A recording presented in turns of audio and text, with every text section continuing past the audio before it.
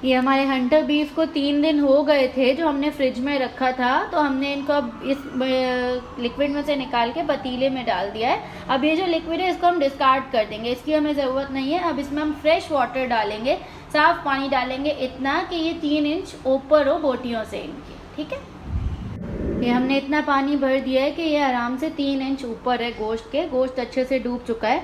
अब हम इसको हल्की आंच पे 6 से 8 घंटे पकाएंगे, फिर हम आपको इसकी फाइनल लुक दिखाएंगे हंटर बीफ कैसा हमारा गला है। बिल्कुल लो हीट पे पकाना है आपने, बिल्कुल हाई हीट नहीं करनी है, प्रेशर कुक नहीं करना है, पतीली में लो हीट पे ढक के आपने पकाना है। ये हमारा हंटर बीफ रेडी है। ये 6 घंटे पका है और इसका सारा पानी ड्राई आउट हो गया था, तो हमने इसको निकाल दिया है। आप देख सकते हैं कितना अच्छा ये गल गया है और अंदर से इस तरह का रेड पिंकिश मीट होगा।